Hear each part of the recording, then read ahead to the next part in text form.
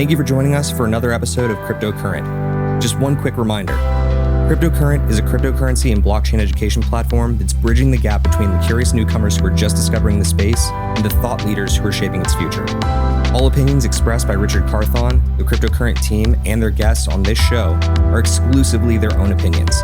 You should not treat any opinion expressed by Richard, the team, and their guests as a specific inducement to make a particular investment or to follow his financial advice. This show and any other Cryptocurrent production is exclusively for informational purposes.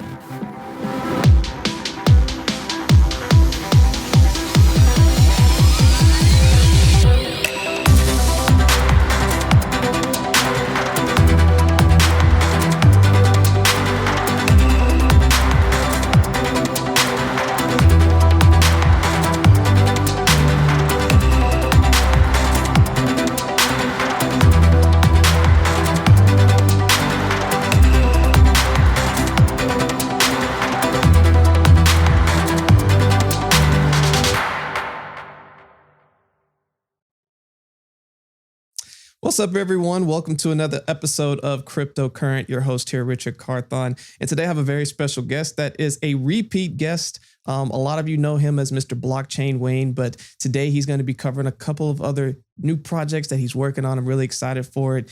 We've had him on multiple projects. The very first episode that we released was back in fall of 2018, back when we were gearing up for the Cryptocurrent conference that was in New Orleans. And since then, you know, one of the things that we covered in there was something like NFTs and like just seeing how far it's come since then. And then, you know, as recent as an episode that we did about a year ago, getting ready for the Miami crypto experience and having a lot of coverage with that, we've had Wayne on a tremendous amount of really, really cool episodes, given a ton of great info going back to episode 173. So without further ado, Mr. Blockchain Wayne, how are you doing today? Hey, Richard, doing great, man. Thanks for having me back on. Exciting to be back and talk about new stuff and even some of the things we talked about back then that have happened since. Oh, for sure, man. I mean, look, we have been in this space just as friends for the last 4 years. And just to see how much development has happened in those 4 years is pretty substantial. And I just always remember you putting me on to a ton of things like super early. Like I remember you're one of the first people to, you told me about the Exodus wallet. You're like, look, I created an NFT, download this app and I'll send you one of them.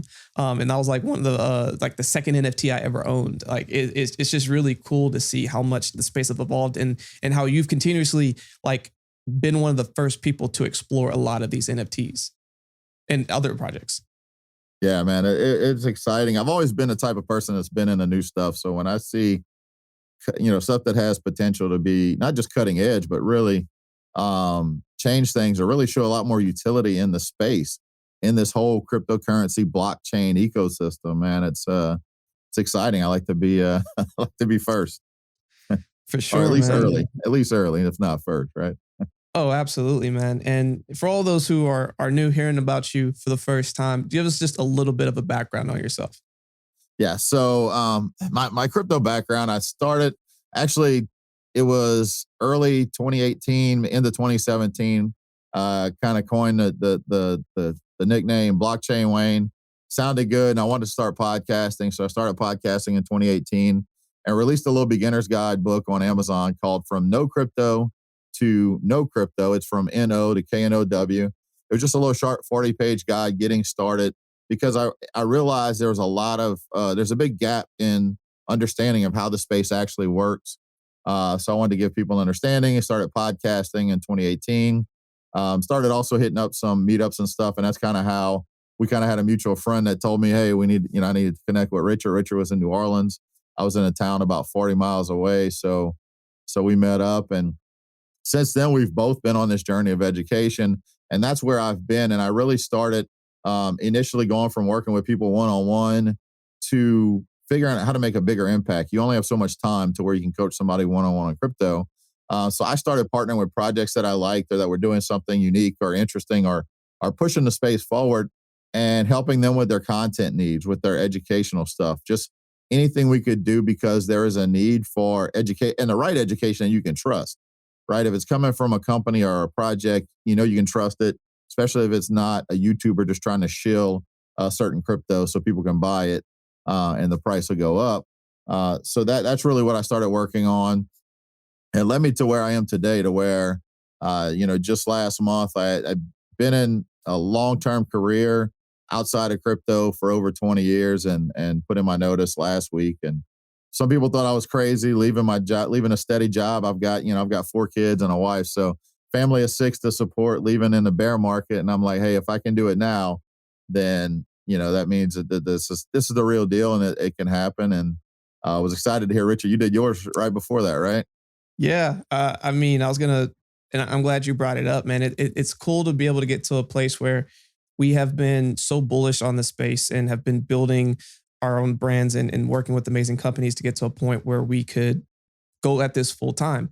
And yes, there's a risk with that. There's all kinds of things that go along with this, but from a timing standpoint, we've both experienced a bear market. We've been there, we've done that, and we're experiencing it right now. And we know that basically, as long as we can survive this period and get back to bullishness, we should be set. And if you're going to take a risk, now is the time to do it. Because you survive this, you should be driving into the sunset, if you will. Yeah. So, I mean, what was that moment for you when you realized, okay, I know this is risky. I got a family of 6 to take care of. I feel great. I'm doing it. I'm going for it. It's been a dream for a long time, but actually about a year ago, July of last year, I started to put things in place and I started building this nest egg of, okay, I need a cushion. I need to be able to say, I'm going to take the risk, but if something happens, I've got enough funds to fall back on. So July of last year, really started building that out, more than just stacking and holding in general, but a separate amount for, okay, this is my fallback fund in case something happens. Because I realize the opportunity cost. The longer we wait, we're going to miss out on opportunities to really participate in projects that are early. And one thing I learned in 2018, because that was when January 2018, when the markets really started to crash and things started going down, I was in a point where I'd already had a pretty solid belief in crypto, but I was concerned, all right, I needed to build some belief. So I started going to events. And the good thing about events during a bear market is that's when the builders show up. You go during a bull market when everything's hype and it's nothing about a hype and all these projects that are not really doing anything substantial because they've got money in a bull market are just throwing things around. Whereas in a bear market, you can truly meet the people and the projects that are doing something substantial. And that's really what's happening right now. You got some companies, unfortunately, that are folding, that are going under or laying off people, but you've got projects that are truly pushing forward with the innovation, and that's what's going to happen. And what you do now is going to determine that, how well you do in the future. So being able to partner myself with a couple of projects. One, my main guess you could say main job right now is a project that I'm very passionate about because it makes using all cryptocurrency easier. So being able to participate early in that is substantial, and everybody's going to want to jump on the bandwagon when the bull market's back and the market's hot. But now is a time when you can really set a good foundation. For sure. And as that foundation's being set up, one of the ways that you were able to make that transition into full-time crypto was actually through a foundation. So the Foundation of Interwallet Operations, aka FIO. So FIO is all about making crypto products easier so anyone can use them. Can you just give us a little bit more information about, what are ways that people who've never heard of FIO can come in and get into this ecosystem and learn more about what y'all have building? Yeah. So what we do, man, is it makes it to where using cryptocurrency is familiar. If anybody on here that's listening, if you've sent or received crypto, the stress that can have it for make sure that I send it to the right address. You've got to copy and paste that long string address, and hopefully you send it to the right address. And when you paste it, you don't accidentally change a number or something, because if you do, you mess up, it could be gone. Those funds are just gone forever. And now the compounding error, issue is now are you even sending on the right chain? Because there's cryptocurrencies that are on multiple chains, and one exchange you may be sending it from may support one chain and the other one support another chain and not realizing it. And that as well could cause some headaches and issues. And with new users, it makes it hard. Even, I mean, you and I have been around for a while. I've been in the space over 5 years, almost 6 years now. And even like with doing our events and stuff and having to pay some vendors in crypto, it was nerve wracking when I need to send a large payment and the fail safe for that right now. Okay, send a test payment of a few bucks. If that works, then send the rest. Well, crypto's not designed for that. I mean, it needs to be easy, seamless. And that's what happened with technology adoption with the internet. As the interfaces got easier, more people adopted it because it wasn't as hard and complicated. And that's what's going to happen with crypto. So we are a layer one blockchain that maps to wallet addresses. So you can map your wallet address for every single crypto that maybe a wallet supports to one single, what we call a FIO crypto handle. It's in the format of username at domain. So you can also purchase custom domains that could either be your company, like at cryptocurrent. So it could be Richard at cryptocurrent, could be your business crypto handle that you can have people send crypto to. So the beauty of that is when you go to type it in, if you type it wrong, it won't allow you to send it. If you type it right and there's not a, say I'm trying to send you Bitcoin and you don't have a Bitcoin address mapped to your FIO crypto handle, it won't let me send it because it tells me there's not a valid mapped address. So it pings the chain. So it's almost like a blockchain-based API. I tell people it's similar to the DNS layer on websites. When you go to a website, there's an IP address in the background that most of us never see. We don't really care what it is now, but it's still there. But what you see is that www. whatever website that's in there. So what this allows you to do is it's the same concept. Those wallet addresses, those long ones, are still in the background, but all you see is that easy, simple interface that makes it sending crypto as easy as sending an email. So you can map wallet addresses to that. So that's our main feature, is the domains and the crypto handles. But with that, we also allow people a familiar process. If you've ever requested money from someone, like on PayPal or Venmo, we have a similar concept with FIO request on our chain, to where, like, say, Richard, you wanted to request a payment of Ethereum from me. You can send a FIO request if you're using a FIO-enabled wallet to me, and then all I have to do, instead of needing to get your wallet address and copy and paste or even type anything in, I get the request in my wallet, I open it up, and I approve the request, and it's automatically paid to you. That's been used for, it's been used for requests. People compare it to PayPal and Venmo, which is why I use that comparison all the time. We even had a payment provider recently integrate that request into the checkout feature. So if you're paying with crypto, you can choose to pay with the FIO request, and the shopper will type in their own crypto handle. So I did a demo and I typed in my crypto handle to pay for my cart, and then it popped up in my wallet on my phone. I approved it. As soon as I did that, my cart was paid for. It was actually easier than even paying with a credit card. And that's what we need for user interfaces. Now, the cool thing about those crypto handles is getting into the NFT space. And you know how much I love NFTs. I mean, we talked about NFTs that first time we met.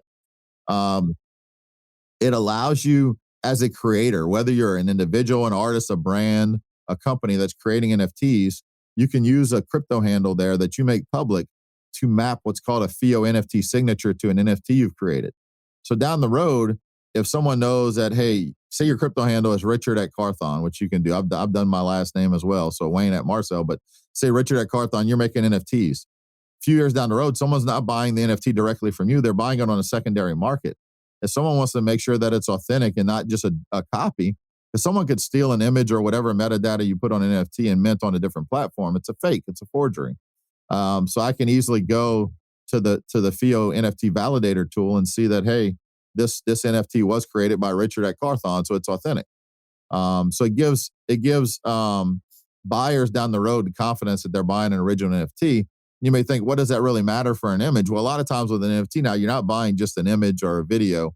You're actually buying a membership or some kind of reward. There's a lot of utility being added to NFTs.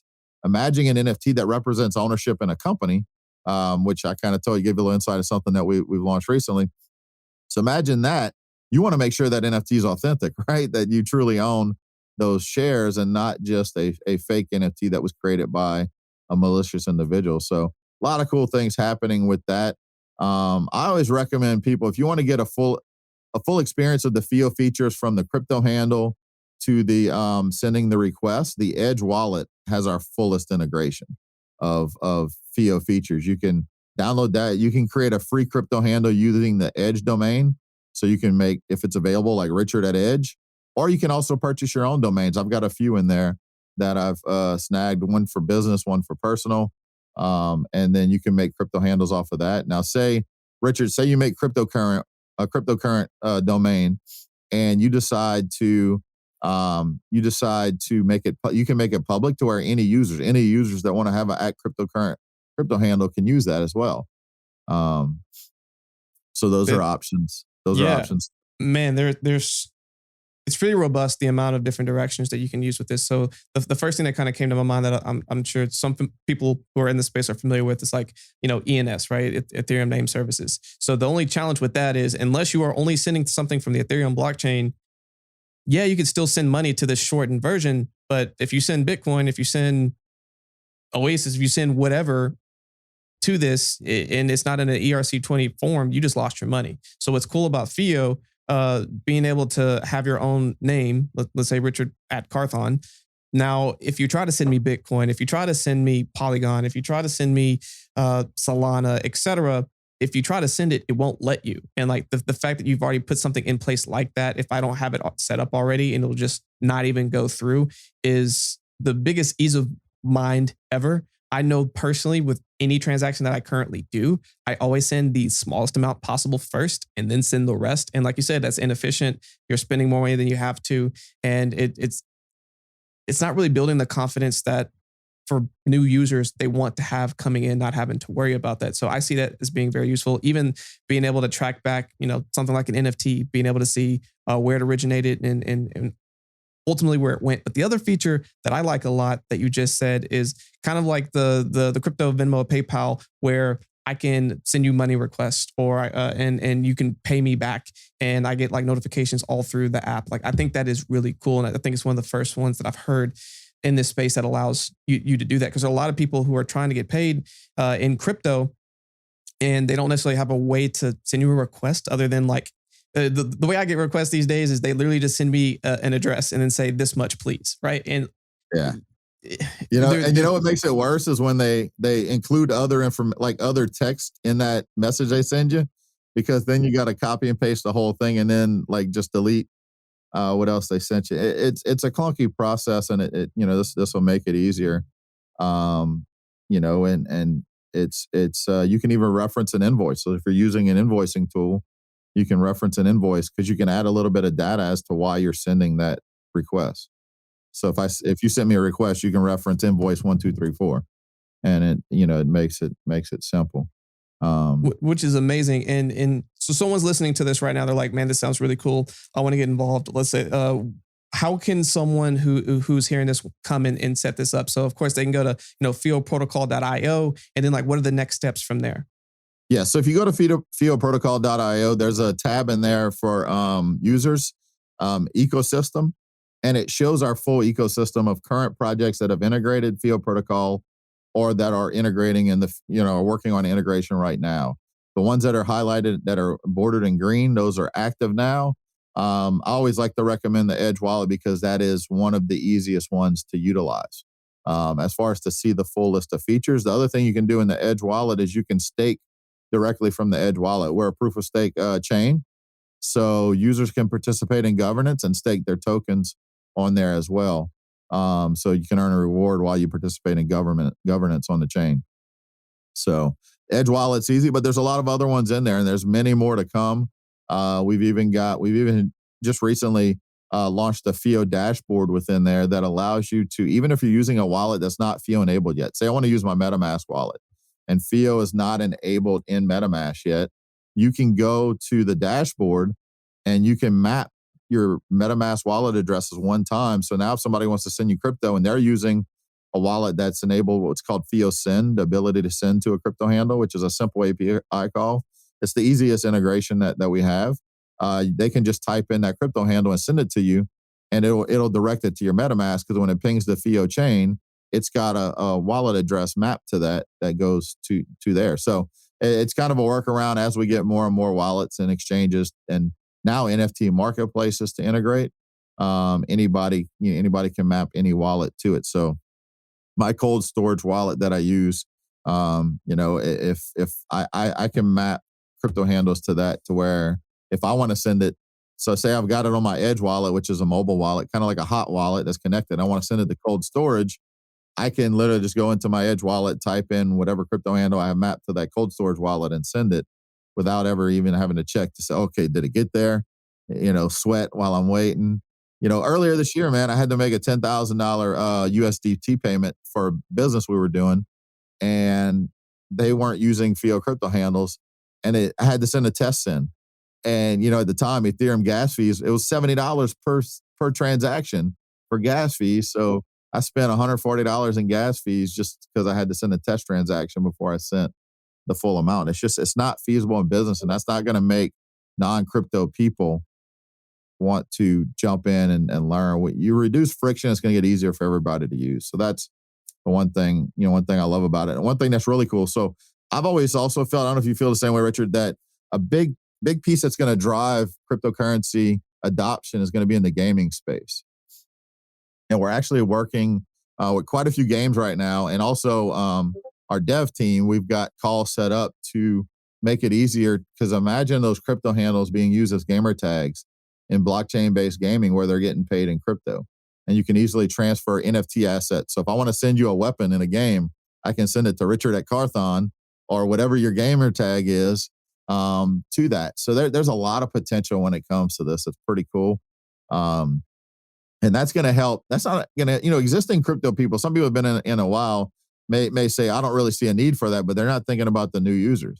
We're trying to onboard gamers from Web 2 to Web 3 that they're not used to accepting crypto, but when they get acclimated to that, they may love that. And then they could set up that same crypto handle instead of paying a premium, like 20 to 40% to Twitch to stream on the platform. They can throw up a crypto handle and people can make crypto donations or tips to them that are watching them stream all day without having to pay basically an intermediary, which is the whole point of crypto, right? We don't want to pay intermediaries anymore. We want to be able to do business, peer to peer. And so the easier we can make that, the better. Absolutely. And y'all are putting a lot of things in place to do that. So much so that you even recently launched a product that I think is pretty unique called Raise. Can you tell everyone more about that? Yeah. So Raise is a project that I'm an advisor on. It's raise.finance, RAZE. And what Raise is, it's a software platform that allows, say, companies that want to come in and raise capital. They typically, you still have to follow whatever regulatory framework depending on where you are, right? If you're in the US and you want to raise less than 5 million annually, you have to, maybe you file, for a Reg D raise. So you still have to follow those guidelines, but it allows those businesses and companies and individuals even to come into our platform and deploy NFTs that represent whatever they are doing to raise capital. So if they're doing an equity share raise, then they can create NFTs that represent equity shares. If they're doing a raise where it represents revenue share, then they can signify that with the NFT, even to the point of maybe they're not selling, even an equity or rev share, but maybe their business model has memberships and they can sell deploy membership tokens on our platform. And then those same companies can use our platform to deploy founders tokens, advisor tokens. Because typically you have people that are involved early in the project. They get a share either based on their early investment or being a founder of the company or being an advisor in the company. And you can deploy those easily on our platform. And what's cool is even an individual. So we did this scenario when I was in Orlando with Brian, who's the founder of Raise.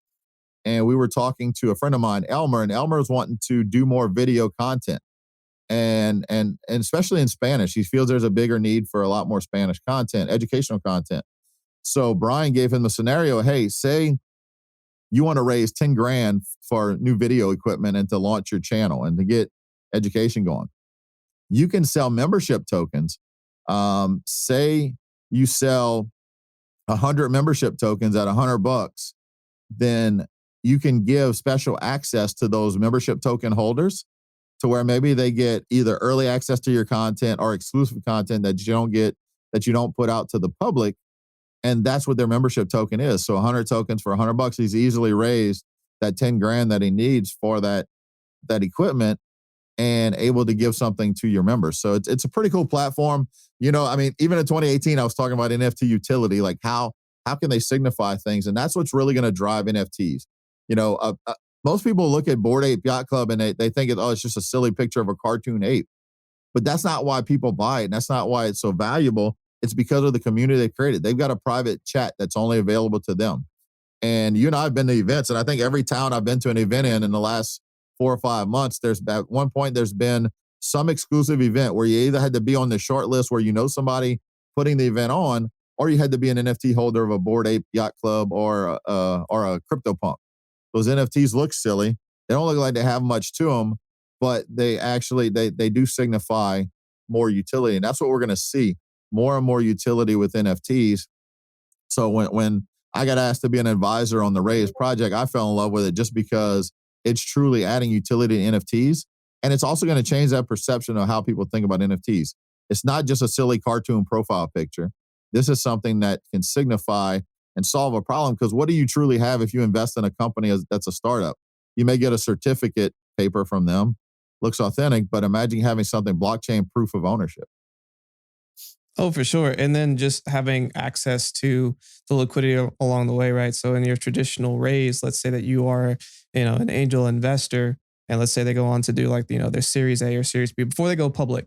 The way that you typically can get your money out is that you can share some of those shares back to, depending on how the contract is written, back to either the owners or whomever. It's not really to newer people. With something like this, if you're one of the first 100 people that, bought the 100 membership tokens, and then all of a sudden this becomes like an alpha group, it becomes super valuable. Now, instead of it being worth $100, each of these are worth $1,000, you just 10 extra money. And if you want to get out, now you can, and you've just made a profit. So it allows for more flexibility, and for the owner of the people who are investing to have flexibility with how they are utilizing this NFT that they're getting in receipt of that ownership.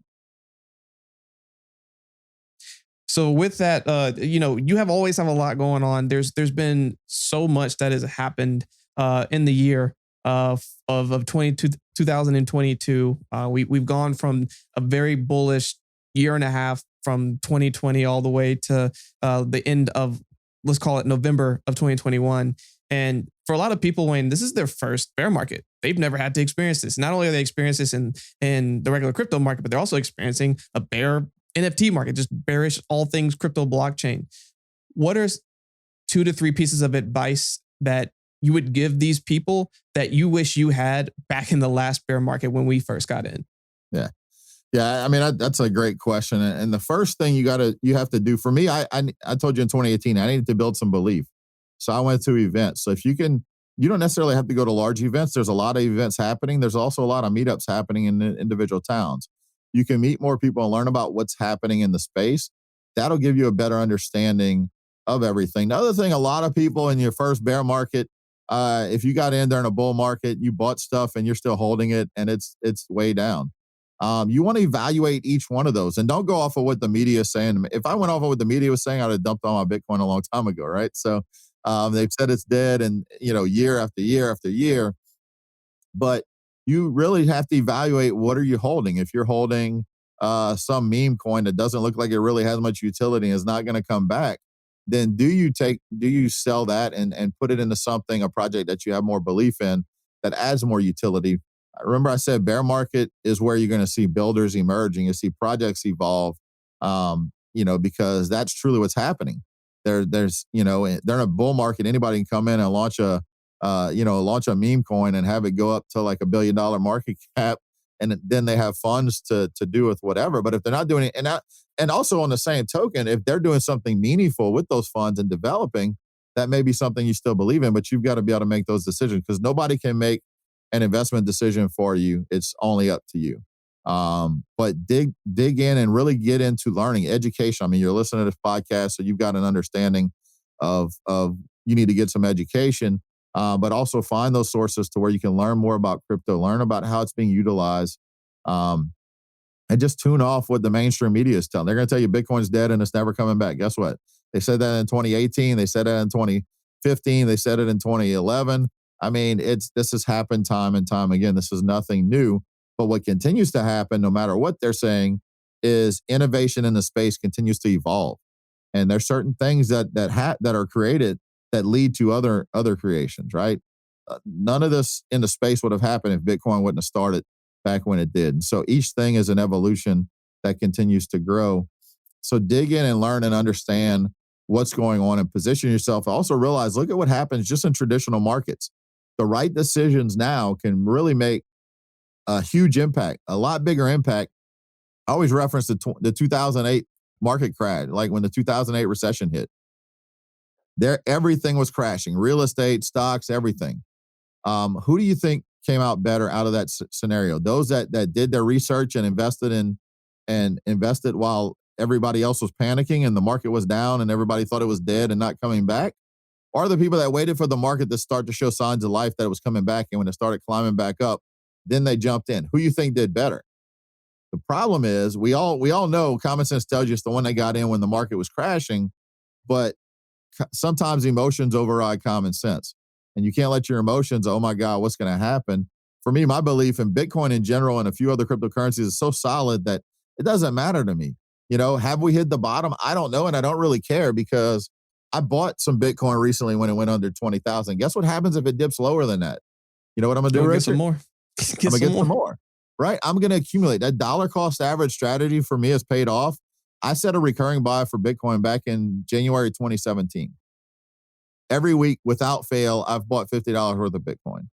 And that's still set up. It's automated, right? Now, I still buy some more or sell depending on what's happening in the market. I do trade some, but that particular strategy has been probably the most successful because it doesn't matter what the market is doing. I'm just accumulating because I understand how hard money works. Hard money means there's a fixed amount of what's coming. Is your dollar hard money? No, it's not. Your dollar they can print more at will. So, and you see what happened. More people are waking up. I've been talking about inflation for a long time too. And finally people are starting to wake up because we're feeling the impacts of it, unfortunately, but you're starting to see how drastic it is. Whereas if you're working a job and you got a 3% pay increase last year, then you're in the hole, because guess what? Inflation 6%. Was 9.1%, right? Yep. So unless you got more than a 10% raise over the last year, you're not even outpacing inflation. So you technically are losing money. That's what happens with money that's being in the bank. So for me, hard money, hard assets, there's only so much property in the world. There's only so much Bitcoin in the world. There's only so much of certain things.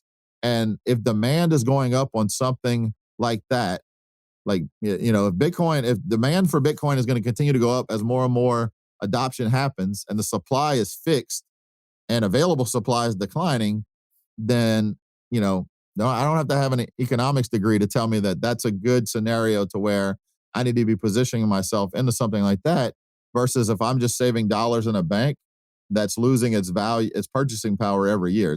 $100 is still going to be $100 a year from now, but what will it buy you a year from now? Right. And you brought up a ton of great points there, especially for your newbies here. Educate yourself, see if you can attend real life events to keep building your conviction, and get into things that you see a long-term value in. And then outside of that, just looking at experiencing your overall first bear market, or even if this isn't your first go around. What was encouraging for me going to Consensus, going to NFT NYC, going to those in-life events like you were saying, was there's a ton of people who've been here and have seen multiple bear markets. So we know the dance. We know what it is. It's usually a lot of the newer people who are a lot more like, what do I do now? Like, what sky is falling. Don't feed and get into all of this FUD, fear, uncertainty, doubt, and find people who can give you really good information, who can help you feel more informed, empowered, and can drive you to help you make your own informed decisions. And with that, Wayne, you've given us a lot of information. You've given us a lot of cool things to go and learn more about between FIO and Raise. But what is the final thought that you want to leave with everyone here? I mean, my final thought is always just to never stop learning. If you've been in the space for 10 years, 10 months, or 10 minutes, there's always stuff you can learn. There's always things you can do, and make sure you're getting it from the right sources and you're not just listening to some YouTuber. Always look at people's intentions. If they're telling you to buy or invest in something, chances are that's not the right advice. If they're telling you where to go do research, how to do research, everything. That's what you really want to listen to. But that's going to pay dividends. That's going to really help you avoid a lot of this FOMO that happens during the bull market, where people are throwing money at stuff without even understanding it, and then the fear that happens when markets come crashing down, and realize that these are cycles, and these cycles are accelerated in crypto because we're an emerging technology. You don't see these cycles in the stock market all the time, and these cycles last 20 years instead of 2. Or so it's and whether this one lasts another 6 months or another 2 years, there's a lot of opportunity in the space. So look for the opportunity. And I tell people now, if you have a skill that's marketable, now would be a good time to where you could even work for projects, even on a part-time basis, and say you can help with content or blog writing or whatever, and you can get paid by, say, a certain cryptocurrency project that you believe in. Imagine getting paid in that crypto and just letting it sit and holding it. And then when the bull market comes back, what that value is going to be. And that's what happened to me in 2019 with some of the projects I did work on. And when 2020 and 2021 hit, it was pretty good, just because you can do that. So a lot of people would joke and say, buy the dip, and you've got to make that decision yourself. But I tell people, why not earn the dip as well? That's a good one. We're gonna let Blockchain Wayne have that phrase. You heard it here first. Earn the dip.